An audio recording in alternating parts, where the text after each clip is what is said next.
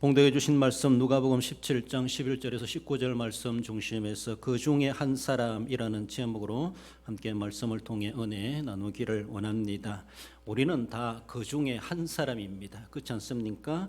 그 중이 있다 할지라도 그 중에 나라는 존재가 인정되지 않는다면은 무슨 소용이 있겠습니까? 가정에서도 사회에서도 직장에서도 우리는 그 중에 한 사람으로 우리는 놓여져 있고 또 중요한 역할을 하고 있다라고 말할 수 있습니다.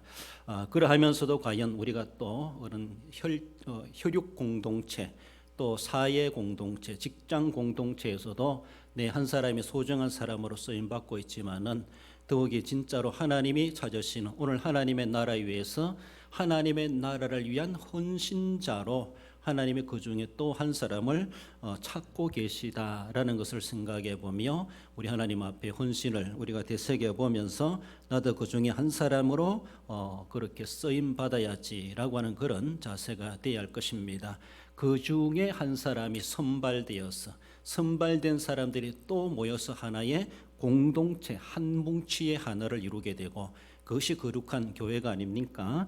그래서 그것이 동력자이기도 하고 그래서 함께 호흡을 하며 함께 보조를 맞추어서 하나님의 나라를 세워가는 그래서 개체적이든 단체적이든 그 중에 한 사람으로서 우리는 소중한 역할을 감당해 가야 할 것입니다.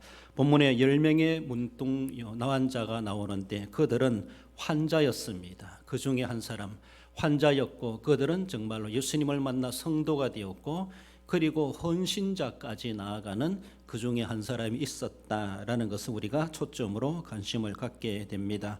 진정한 헌신자를 찾으시는 우리 주님이십니다. 우리는 그 나름대로 다 헌신해 가고 있지만은 뒤에도 말씀드리지만은 10명 정도로 헌신하는 분이 있고 9명 정도로 헌신하시는 분이 있고 그 중에 한 사람이다라고 할 만큼 한 사람과도 같이 헌신자로 쓰임 받는 사람도 있다. 결론적인 모습이지만 그 중에 한 사람 같은 헌신자를 우리 주님은 지금도 찾고 계시고 우리가 정말 헌신 예배를 드리고 헌신을 견따른다면은 적어도 우리 교사님들, 우리 성도 여러분들은 주님이 진짜 찾으시는 진정한 헌신자 그 중에 한 사람으로 우리가 선별되고 발탁될 수 있어야 될 것이다 라는 것입니다. 그 중에 한 사람 과연 어떤 일꾼인가 라는 것을 생각해 볼 때 먼저는 10명의 환자를 상고해 봅니다. 1대 10이라고 할 수 있죠. 1은 예수님을 가리키고 10명의 환자를 가리키고 있습니다. 12절 13절에 한 마을에 들어가시니 나병 환자 10명의 예수를 만나 멀리 서서 소리를 높여 이르되 예수 선생님이여 우리를 불쌍히 여기소서 하거늘 10명이 한 명 예수님을 향하여 부르짖고 있습니다. 한 목소리로 그들은 나병 걸린 사람들이다 라고 말하고 있습니다. 나병 걸린 10명의 숫자 10명이라는 숫자가 중요한 건 아니고 상징적으로 바라볼 때 이 세상에 있는 모든 인생들을 상징한다 라고 말할 수 있습니다. 우리는 나병 걸린 사람이 아니지만은 나병보다 더 심각한 병에 빠져 있는 자나 다를 바가 없는 하나님의 눈으로 바라볼 때 모두가 흉악한 죄인들이요 나병이 아니라 더 이상의 심각한 병에 걸려 있고 멸망받아 마땅하고 어쩌면 멸망에 처하고 있는 존재들이다. 그것을 나타내주는 10명의 나환자의 모습을 보여줍니다. 한마디로 문제투성이가 있고 문제를 인간의 힘으로 어떻게 극복해 갈 수 없는 그런 처지에까지 극단적인 처지에까지 놓여져 있는 인간 상태를 가리키고 있습니다. 한마디로 고침받아야 될 처지에 놓여져 있는 사람들 예수님을 필요로 하는 인생들이다라고 말할 수 있습니다. 세상에 있는 사람 중에서 예수님 필요하지 않은 사람 아무도 없습니다. 그들이 인식하지 못하고 예수님을 필요로 느끼지 못하고 영접하지 못하고 믿지 못해서 탈이지 하나님께서는 이 세상에 예수님을 보내신 것은 우리 인생들을 위해서 우리 스스로 해결할 수 없는 이 나병보다 심각한 병에 처하고 있는 우리들을 고쳐주시려고 거기서 구원해 주시려고 하나님이 예수님을 보내주셨습니다. 진작 필요로 하는 우리들이 예수님을 필요로 하지 못하고 예수님을 알아보지 못하는 무지한 인생들이 얼마나 불쌍한 모습인가. 그래도 예수님이 지나가시는 모습을 보며 10명의 나환자는 예수님을 알아볼 줄 알았고 부르짖을 줄 알았다는 것이죠. 이것이 놀라운 은혜입니다. 일반 은총이기도 하고 더 나아가서는 특별 은총이다라고 볼 수 있는데 지금 우리나라 배경으로 바라보면은 복음화된 나라다라고 말할 수 있죠. 일반적으로 복음화됐다고 하는 것은 자국의 언어로 성경이 번역됐다. 그리고 자기 자체 교회에서 자력적으로 민족을 나라를 복음화할 수 있는 힘이 있다. 그렇게 하면은 일단은 복음화된 것으로 보고 있습니다. 그건 시간 문제이죠. 그렇지 않습니까? 얼마든지 자국의 언어로 성경이 번역됐으면 성경을 전해줄 수가 있고 우리가 가서 복음을 전할 수 있습니다. 그래서 굳이 외국 선교사가 들어올 필요가 없습니다. 우리 힘으로 넉넉히 우리나라를 복음할 수 있는 한국교회 능력이 됩니다. 그렇기 때문에 복음하는 시간 문제다. 아직 안 됐지만은 그러나 복음화에 대한 별 지장이 없는 그런 나라다. 그렇게 선교적으로 보고 있습니다. 그렇습니다. 이 세상에 있는 모든 사람들, 아직도 예수님을 안 믿는 사람들도 예수님을 필요로 하고 있는데 자기들이 필요성을 느끼지 못하고 있습니다. 주님이 어떤 분이신가 모르기 때문이죠. 그렇습니다. 그러나 예수님을 필요로 하고 느낄 줄 안다고 하는 것이 얼마나 귀한 은인가. 오늘 본문에 10명의 나환자는 그것은 그 정도는 알고 있었습니다. 예수님 만나면 해결할 수 있다. 예수님 만나면 나을 수가 있다더라. 이런 소문이라도 듣게 되었고 알게 되었습니다. 어떻게 알았겠습니까? 아는 사람이 전해주었기 때문에, 고침받아본 사람이 전해주었기 때문에. 그들은 직접 만나보지 못했지만은 들은 적이 있습니다. 그래서 우리가 들려줘야 됩니다. 전하는 이가 없는데 어떻게 들을 수 있으리요? 듣지 않는데 어떻게 믿음이 생겨날 수 있겠는가 말씀하시는 것처럼 이 세상에 있는 모든 사람들은 복음을 들어야 될 대상들입니다. 못 듣고 모르기 때문에 아직도 못 믿고 있다 이렇게 말할 수 있다면 먼저 믿고 먼저 하는 우리들이 전하지 못한 탓이다 이렇게도 생각해 볼 수 있습니다. 세상에 있는 모든 사람들이 10명의 환자에 속해 있는 사람들입니다. 그리고 그 사람들은 나병에 걸린 사람들이지만은 예수님을 만나고 나서 고침받은 사람이다. 이제는 나 환자가 아니라 승한 사람이 되었다라고도 말을 할 수가 있죠. 그래서 그들이 10명이 고침을 받았다라고 하는 것은 고침받은 것으로 다가 아니라 주님을 따를 수 있는 기회가 부여되었다. 헌신할 기회가 부여되었다라고 하는 것을 말씀합니다. 단순히 우리가 예수님 믿고 구원받은 것만이 아니라 나도 이제 하나님의 나라 건설을 위해서 내가 충성할 수 있고 헌신할 수 있고 헌금할 수 있고 봉사할 수 있고 구제할 수 있고 나도 그렇게 할 수 있는 자가 되었다. 하나님이 내게도 그런 은혜를 주시고 그런 기회를 주시고 그런 은사를 주고 계시다는 것이죠. 그런 기회가 내가 부여받았다라고 하는 것이 남을 받은 자에게 주시는 하나님의 은혜입니다. 그렇습니다. 예수님 만나게 되면은 구원받는 것뿐만 아니라 헌신할 수 있는 기회도 하나님이 부여해 주십니다. 단순히 예수 믿고 천국 가는 것뿐만 아니라 천국 가서도 하늘의 상급을 받을 수 있는 그 기회를 우리에게 주신다는 것이죠. 세상에서도 지금도 청년 실업자들이 많고 또 취업되기를 위해서 권사님도 기도하지만은 우리 자녀들이 앞길이기도 하지만은 내가 뭔가 어디에 발탁되어서 선발되고 선출되어서 그 기업에 내가 일할 수 있는 사람이 된다고 하는 것은 얼마나 귀한 일입니까? 세상에 취업하는 것은 내 경제적인 수단이 있으니까 그토록 원하고 하나님의 나라 섬기거나 하는 것은 별로 소득이 없으니까 섬기려면 내 돈 써야 되니까 싫은 거예요. 하나님이 하나님의 나라의 취업자로 맞이해 주시겠다는 것이죠. 우리를 그렇게 선발해 주시겠다는 겁니다.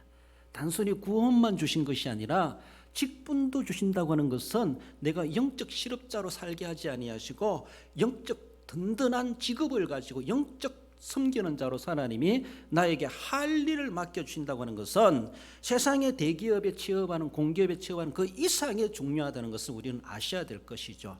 세상에서는 실업자가 아니면서도 교회에서는 또 영적으로는 실업자로 전전긍긍하며 살아가고 그저 무임승차하며 살아가는 사람들이 얼마나 많은지 몰라요. 고침을 받았다라고 하는 것은 건강해졌다는 겁니다. 그 건강 가지고 뭐 할 겁니까? 건강 가지고 하나님을 섬기라고 하나님이 건강 주셨다는 것이죠. 안 섬길 바에는 차라리 나병으로 그렇게 살지. 그럼 하나님이 기대도 안 하실 겁니다.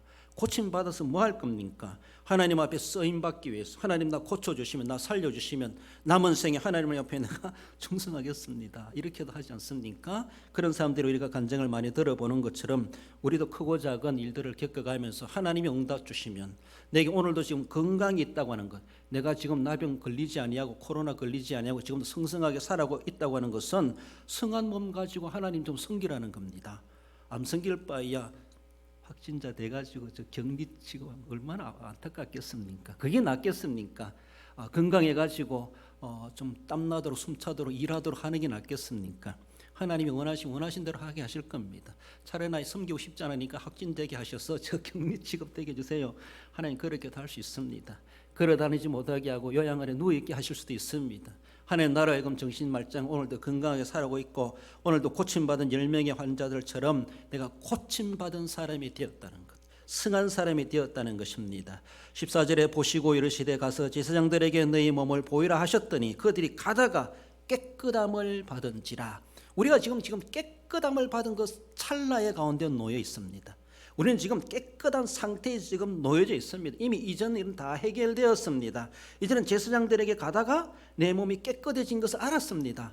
지금 우리는 깨끗한 상태로 이 자리에 와 있습니다. 건강한 몸으로 와 있습니다. 그렇습니다. 그것은 바로 내 건강하고 깨끗해진 성한 몸 가지고 이제는 마을에 들어가 살 수 있고 사람들을 만날 수가 있습니다. 나환자들은 격리되지요. 그들은 자기들 스스로 부정하다는 것을 티를 내야 되고 성한 사람이 자기에게 가까이 못 오도록 이상한 소리를 내야 된다고.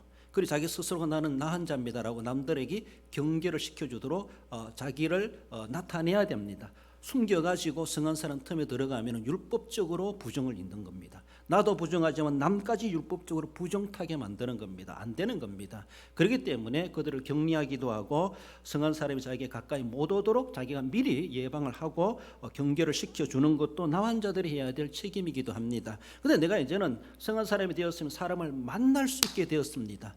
율법적으로 아무런 이상이 없어요. 가서 대면할 수 있고 손잡을 수 있고 말해줄 수 있고 전도할 수 있고 위에서 기도해 줄 수 있고 그 사람도 내게 해줄 수 있고 서로 상종할 수 있는 성한 사람이 되었다고 하는 것이 고침받았다라는 겁니다. 가만히 입 다물고 가만히 발 묶고 두고 가만히 자기만을 위해 살아가라고 고쳐주신 것이 결코 아니라는 것이죠. 말씀대로 순종하고 그리고 누구에게나 보편적으로 주어진 하나님의 은혜 우리는 지금 다 누리고 있습니다.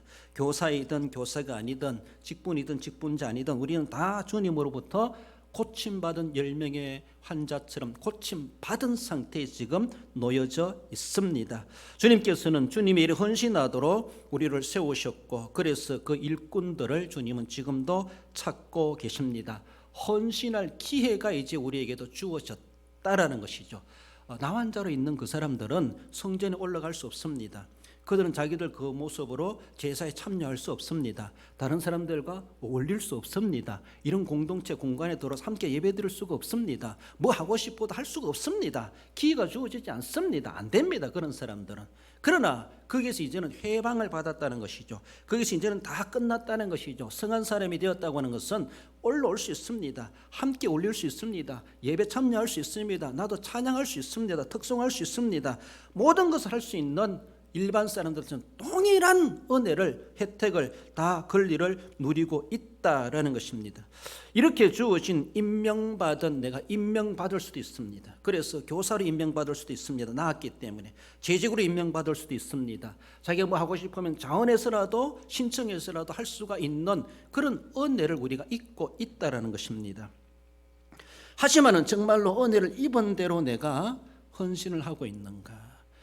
내가 나병이 나으면 하나님 낫게 해주시면 나도 이런 것도 해보고 저런 것도 해보고 막 꿈이 있었지 않겠습니까? 그건 하나님 낫게만 해주세요. 정말 낫게만 해주세요. 나도 남들처럼 함께 성경 찬송 옆에 끼고 교회 올라가고 싶습니다. 그렇게라도 해보고 싶은 마음이 얼마나 들겠습니까? 교회 올라가는 그 자체만으로도 얼마나 좋겠는가. 참 성한 몸 가지고 주일이라고 예배 가는 그런 사람들이 눈에 흔하게 보이는 것이죠. 수용소 그런 데 앉아 있어 보면은 그런 데 있어 보면은 나는 언제 저렇게 예배하러 올라갈까? 은혜는 두 번째 치고라도 교회 가는 것 자체만으로도 그립다는 것이죠. 자기는 못 가니까. 그렇죠. 더 나아가서는 그 교회가 나를 인정해 줘가지고 교사를 임명해 주고 재직으로 임명해 주고 이것저것 위원도 맡겨주고 담당도 맡겨주고 기도 순서도 넣어주고 특송할 순서도 넣어준다는 것이 이거는 정말 이거보다 천국 생활이 어디 있겠습니까? 나환자촌에 있는 사람들 그걸 그렇게 그리워하고 사모하고 있습니다. 그렇지 않습니까? 우리가 그렇게 가봐야 그 귀한 줄 알겠습니까? 우리는 거기에서 이미 졸업하고 나온 사람들이라면 우리는 행복이 겨워가지고도 정말로 해야 되는데 이제는 식상해가지고 남들 다 하는 것처럼 귀한 줄 모르고 감사할 줄 모르고 살아가고 있는 것은 아닌가? 헌신의 기회를 받고 있습니다. 그러니까 어쩌면 군인들처럼 계급장 띄고 다시 유격대 보내가지고 훈련도 받게 하고 막 그 가서 훈련생 취급 받으면서 뒹굴면서 훈련 받고 와서 다시 재무장하게 하고 막 이런 기회도 있으면 좋겠다 싶어요. 식상해가지고 이제는 그러니라니 매년마다 임명받으니까 별로 귀한 줄도 모르고 뭐 또 받는 것 또 주어지는 것 해도 그만 안 해도 그만 안 해도 또 주니까 뭐 이런 식으로 귀한 줄도 모르고 하다가 안 되면 막 떨어질 수도 있다, 안 되면은 안 될 수도 있다, 막 이런 위기의식도 느끼며 산다라면 우리가 더 긴장감을 가지고 있지 않겠는가, 우리는 그런 생각을 해봅니다. 아무튼 10명의 환자들은 그래도 하나님 앞에 은혜를 입었을 뿐만 아니라 헌신할 수 있는 기회까지도 부여받았다라고 말씀하고 있습니다. 여러분들 받은 직분을 끝까지 잘 지키고 감당해 가야 됩니다. 종신직으로 또한 해마다 임명받아 하는 것을 식상히 여기지 마시고 내가 정말로 죽는 그날까지 나는 주님 앞에 헌신자로 살 것이다 라고 하는 것, 은혜 받은 것을 우리는 잘 감당해 가야 합니다. 사도 바울도 디모데후서 4장 7, 8절에 나는 선한 싸움을 싸우고 나의 달려갈 길을 마치고 믿음을 지켰으니 이제 후로는 나를 위하여 의의 밀려관이 예비되었으므로 주 곧 의로우신 재판장이 그날에 내게 주실 것이며 라고 하며 하늘의 상급까지도 그는 소망하게 부끄럽지 않는 달려갈 길을 마치기까지 믿음도 지켰을 뿐만 아니라 선교사로서 복음 전도자로서 부끄럼 없이 자기는 그렇게 자기가 자기를 생각한다 할지라도 의의 면류관쯤은 나는 받을 수 있을 것이다. 이 교만한 소리가 아니라 솔직한 고백이라고 하는 것을 보여주고 있습니다. 어쩌면 사도 바울이 예상했던 의의 면류관뿐이겠습니까? 주님이 주시는 것은 더 큰 것을 예비하고 계시지 않겠는가? 그런 은혜를 우리는 소망하면서 끝날까지 정말로 은혜 입은 자로서의 주님 앞에 헌신의 기회를 놓치지 말고 소홀히 여기지 말고 감당해 가야 할 것입니다. 나아가서 그 중에 한 사람은 두 번째로 9명의 환자를 봅니다. 1대 9를 이야기하죠. 한 명 예수님과 9명의 환자를 두고 이야기해 주고 있습니다. 17절에 예수께서 대답하여 이르시되 10사람이 다 깨끗함을 받지 아니하였느냐? 그 9은 어디 있느냐? 어디 있습니까? 가버렸습니다. 가버린 사람들입니다. 한마디로 가버린 사람들입니다. 10명 중에 한 사람 놔두고 9명은 다 가버렸습니다. 1대 9가 되어버렸습니다. 그렇습니다. 다 같이 가다 깨끗함을 받았습니다. 그런데 자기 동네로 다 제사장을 향하여 달려갔겠죠. 가다가 한 사람 말고 9명은 가다가 계속 가버렸어요. 계속 가버렸다고 하는 것은 이렇게 말해볼 수 있습니다. 상당히 민주적이다, 다수결이다. 가자가 자기들이 만약에 같이 갔다고 생각해 보면은 나왔네, 어떡할까? 우리가 투표를 하자, 뭐 거수를 하자, 다수결로 하자 해보니까 1대 9라. 한 사람은 되돌아가자, 감사하러 가자. 9명은 아니다, 그냥 가버려도 돼. 이미 예수님 문이 떠나왔는데, 이미 나왔는데, 제사장 보이라고 했는데 라고 하며 아주 민주적으로 결정했습니다. 다수결로 결정했습니다. 그러니까 이거는 잘못된 것 아니라 볼 수 있죠. 민주적으로 다수결로 모두가 원하니까, 핵서니까 군중 심리적인 그런 모습이기도 하고, 남들 다 하니까 나도 안 할 수가 없어가지고 거기에 따라가는 그런 모습들, 그렇습니다. 이런 모습이 가버린 사람들이다. 이 예수님이 그 9은 어디 있느냐? 그러니까 뭐라고 대답해야 되겠습니까? 가버렸습니다. 이 말밖에 더 있습니까? 어디로 갔겠어요? 갈 곳이 참 많겠죠. 그렇습니다. 주님은 그래도 돌아오기를 기다리지 않았겠는가? 내심 그 말씀이 내포되고 있습니다. 그 9을 찾으시기 때문에 10명을 다 기다렸는데 한 명밖에 안 오니까 그 9은 어디 있느냐? 그들이 돌아와야 되는데, 돌아온다고 해서 주님이 그들을 뭐 다시 어떻게 합니까? 돌아오기를 주님은 내심 기다리고 있는데 주님을 그렇게 실망스럽게 만들었던 가버린 사람들이다 라고 하는 것을 말씀합니다. 사자성어에 여척이심이라는 말이 있습니다. 무슨 말이에요? 여척이심.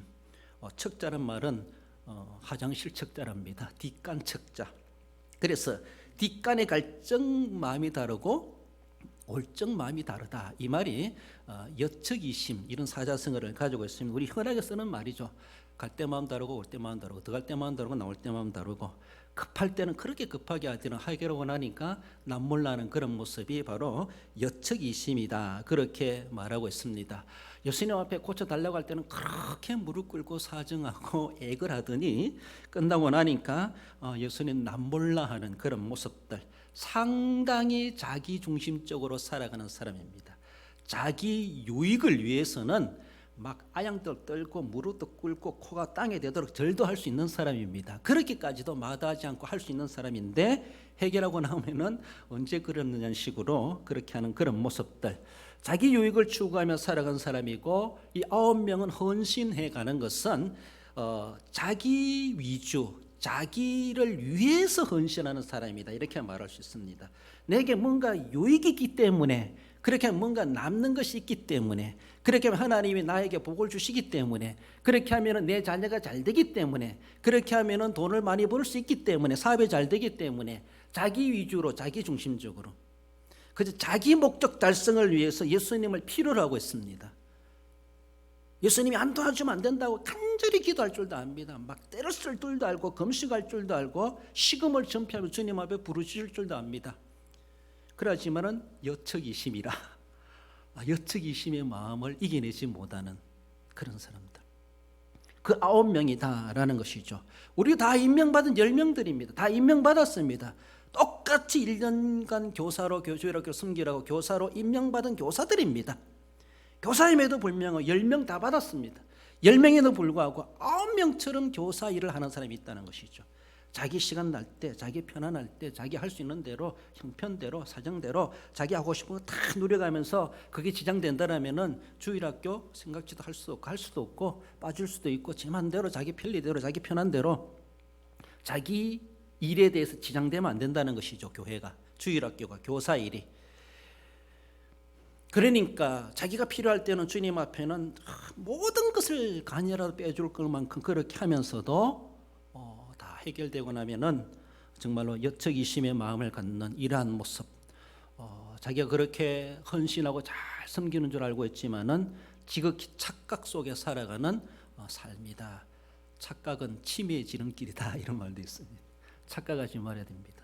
정말로 주님께서 나에게 무엇을 원하고 계시는가, 내 상태를 어떻게 보고 계시는가, 나도 10명 중에 과연 나는 9명에 속하는 그런 모습으로 그저 덤성덤성 헌신자로, 교사로, 직분자로, 성도로, 교인으로 살아가고 있지 아니한가를 우리는 생각해 봐야 할 것입니다. 자기에게 이익이 안 되면은 언제라도 남몰라 할 수 있고, 직분에 대해서 별로 가치를 두지 않고 애써 감당하려고 하지도 않습니다. 위협을 느껴가면서 안 한다는 것이죠. 코로나가 있는데 어떻게 그렇게 할 수 있느냐고, 나라법이 그러한데 어떻게 하냐고, 이런 모습 속에서 결코 신앙과 직분에 대해서 더 나아가서는 절대 진리마저도 절대로 여기지 아니하고 그것을 자기 상황화해가지고 형편사정 따라 완화시켜가며 감당해가는 그런 모습, 그렇게 애써 할 필요 없다는 것이죠. 요새 시대는 그렇게 하면 안 된다는 것입니다.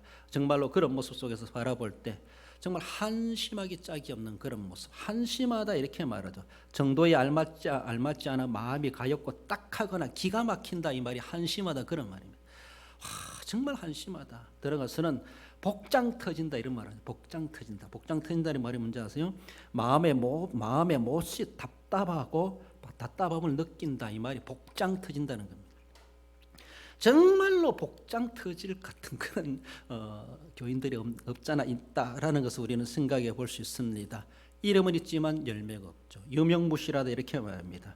극단적인 상황이 되면은 나 주님 모른다라고도 할 수 있는 그러한 처지, 그리고 언제라도 다시 세상으로 되돌아갈 수 있는 여분을 가지고 있는 사람이 그 9명이라는 것이죠. 그 9명이 어디 있느냐? 9명이 어디 있느냐? 들어갈 때 나갈 때 마음이 달라버린 이러한 모습들, 너무나 안타까운 그런 자리에 있는 이런 모습들, 우리도 어쩌면은 그런 일들이 순간순간 많이 있지 않습니까? 정말 눈물 콧물 흘리고 회개해놓고 뒤돌아서고 또 언제 그게 빠져가지고 흐득이고 있는 우리 모습들, 우리가 늘 이렇게 하나 회개했다가 배신했다가 회개했다가 또 죄짓다가 얼마나 여척이심적인 이런 모습도 우리가 살아가고 있는지, 얼마나 변심이 많은지. 주님은 그래도 또 주일 오면은 또 우리를 긍휼하게 주시고, 우리를 불쌍히 해주시고, 우리의 죄를 회개할 때 용서해 주시고, 우리의 예배를 받아 주시고, 오늘도 우리를 연장시켜 주신 우리 하나님, 찌그 불에 던져도 그만일 것을 주님은 또 한 해를 더 기다려 보시는 우리 주님의 모습, 얼마나 귀하신지 모릅니다. 여러분들 정말로 그 9명에 따로 있는 것이 아니죠. 저와 여러분들 어쩌면은 그런 가운데 지금도 교회생활, 신앙생활, 직분생활 하고 있는 것은 아닌가 우리는 생각해 볼 수 있어야 됩니다. 예수님의 공동체 12제자들 중에서도 결국 그들은 다 엎치락뒤치락, 사실 베드로라고도 뭐 성공적인 제자였습니까? 그러나 모두가 실수가 많았지만은 그러나 그대로 돌아왔습니다. 그러나 끝내 돌아오지 못한 사람 또 한 사람이 있죠. 그렇습니다. 사도행전 1장 28절에 보면 유다는 이 직무를 버리고 제 곳으로 갔나이다 라고 말하고 있습니다. 우리도 그 9명에 속해 있는 사람입니다. 속해 있는데 결국은 돌아올 때 돌아와야 되는데 결국은 못 돌아오고 끝까지 가버린 가룟 유다가 있었다라는 것이죠. 그 9명에 해당되는 사람 중에 한 사람이 가룟 유다였습니다. 제자들도 그랬습니다만 그들은 돌아올 때 돌아올 줄 알았습니다. 회개할 때 회개할 줄 알았습니다. 주님 앞에 꾸중도 달게 받았습니다. 그러나 결국은 돌아오지 못한 안타까운 제자가 가룟 유다가 아닙니까? 그 9명은 충분히 그럴 소재가 다 있습니다. 우리 그런 소질을 다 있습니다. 그러므로 늘 자신을 돌아보면서 주님 아직도 그 중에 한 사람을 찾고 계시다. 그 중에 한 사람을 찾고 계시다. 신실한 헌신자를 지금도 찾고 계시다. 그저 덤성덤성 그렇게 직분을 감당하다가는 죄송합니다마는 가룟 유다 짝이 날 수 있다는 사실에 대해서 우리는 위협을 느낄 수 있어야 될 것입니다. 결단코 그렇게만 머물고 있을 것이 아니라 주님께로 늦게서라도 주님께로 돌아올 수 있는 자가 되어야 할 것입니다. 마지막으로 그 중에 한 사람 한 명의 환자를 말씀해 주고 있습니다. 그렇습니다. 1대1이죠. 예수님과 그 한 사람이 1대1로 만나는 것을 볼 수가 있죠. 우리 15절 16절 앞에 읽어봅시다. 그 중에 한 사람이 자기가 나은 것을 보고 큰 소리로 하나님께 영광을 돌리며 돌아와 예수의 발 아래 엎드려 감사하니 그는 사마리아 사람이라. 그 사람은 한마디로 가버린 사람이 아니라 돌아온 사람이다. 이렇게 이름을 붙일 수가 있죠. 9은 어디 있느냐? 그들은 가버렸습니다. 그럼 한 사람은 돌아온 사람이다. 이렇게 말할 수 있죠. 그가 와서 주님의 발 앞에 엎드려 감사하니, 이전 성경에서는 사례하니 그렇게 말합니다. 어떤 분이 나 환자로 있었는데 그가 무엇을 가지고 사례했겠는가? 사례라고 말한다면 주님 앞에 뭘 드릴 것이 있겠는가? 물론 마음의 감사를 드렸다라고 말 수 있겠는데 주님 앞에 자신이 가지고 있는 돈이 있다든지 기중품이 있다든지 무엇이 있다라면은 주님 이거라도 받아주세요. 너무나 감사합니다. 사례금을 사례하고 싶지 않겠습니까? 입고 있는 옷이라도 벗어서 주님 앞에, 주님도 필요 없겠지만은 주님 앞에 무엇이라도 드리고 싶었지 않았겠는가?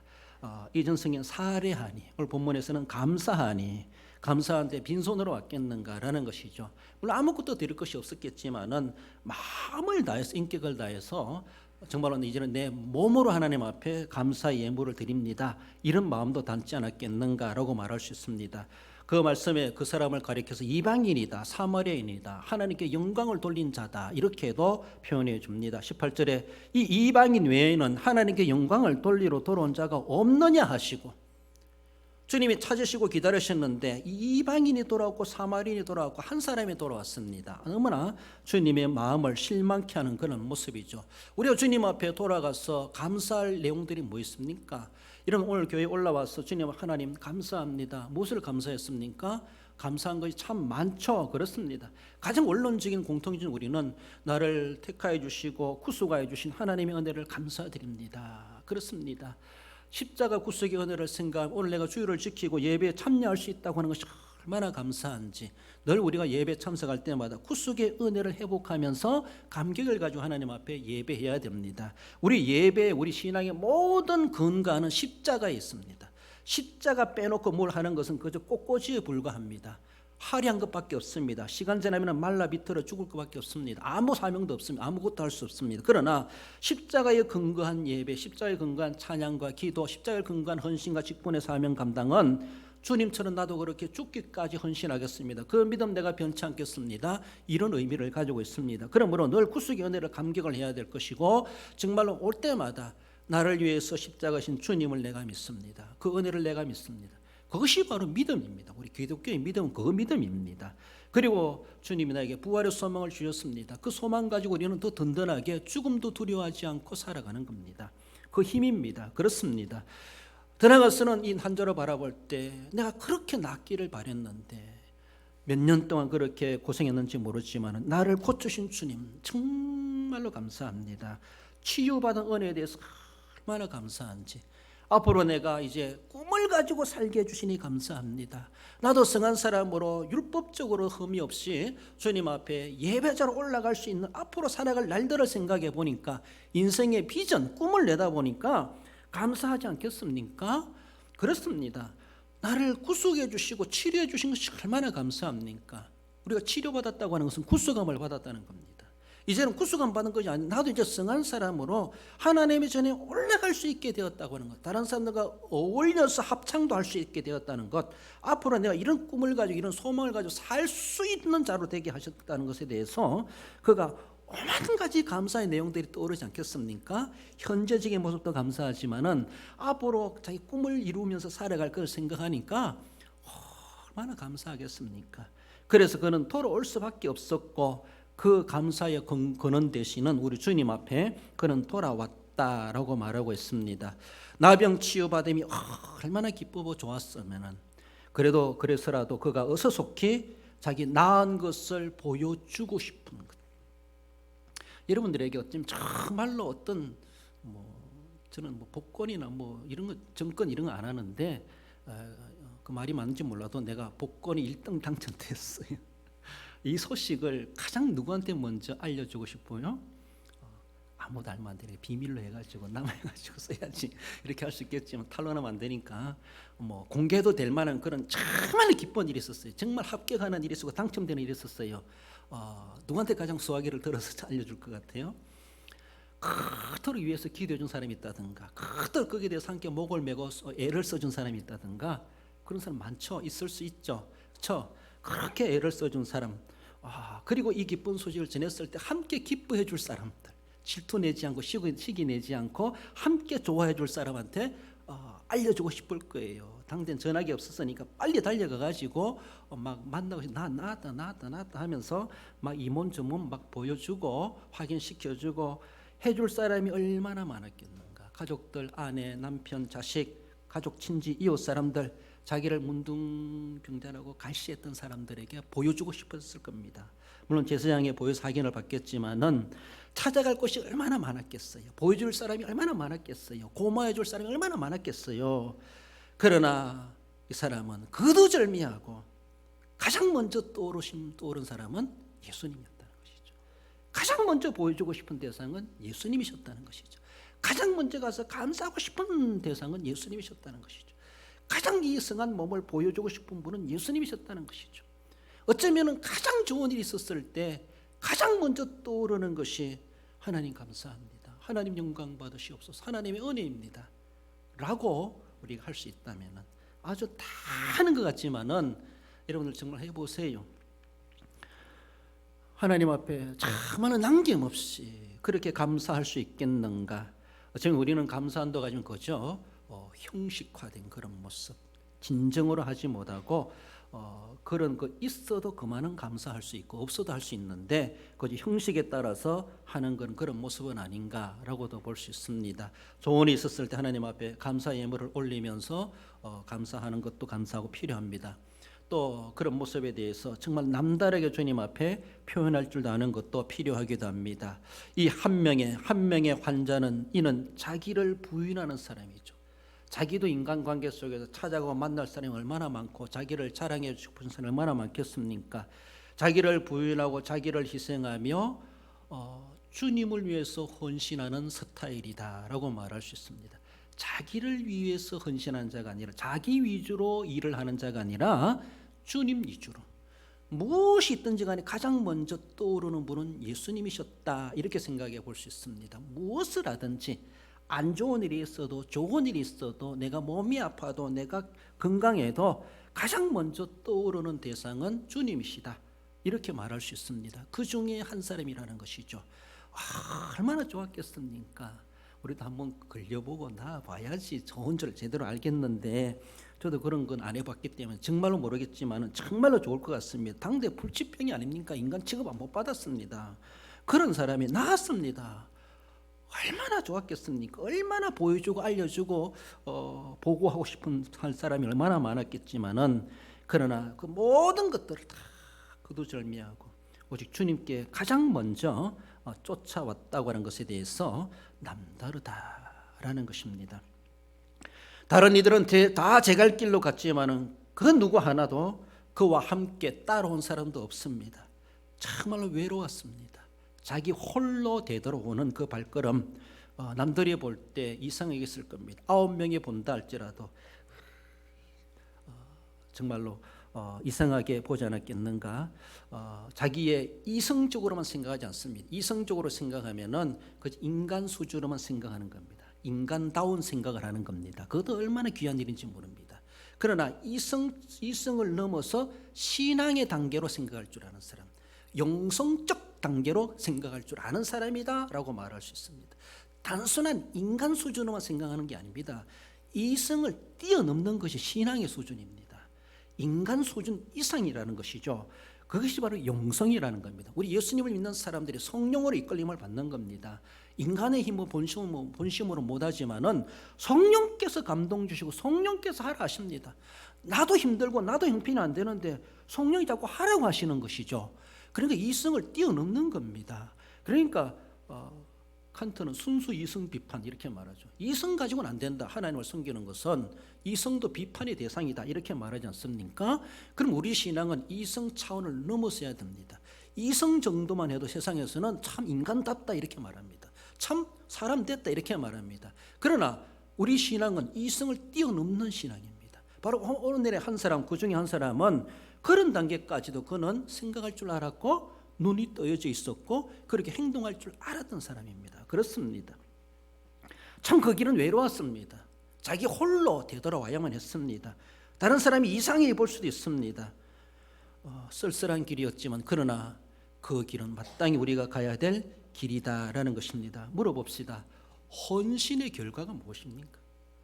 헌신의 결과는 하나님께 영광입니다. 물론 헌신만이 아니죠. 헌신의 결과는 하나님께 영광입니다.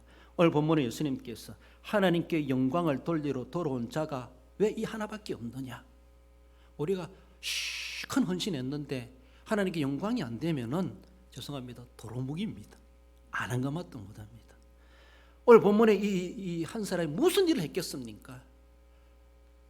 어쩌면 종교 지도자들 그들의 빗대어서 주님 하신 말씀이기도 하다고 말할 수 있는데 자기들은 뭔가 고위층에 있어가지고 온갖 혜택을 누려가면서 그렇게 거룩하게 섬기는 것 같지만은 하나님 앞에 헌신은 고사하고 도리 하나님께 영광은 고사하고 하나님 영광은 가리는 짓만 하고 있는 그들을 비하여서 도리어 나와 저러 있다가 방금 갔다가 돌아오는 이 사람에게 도리어 그는 더 큰 헌신을 하고 있다라고도 말해볼 수 있습니다.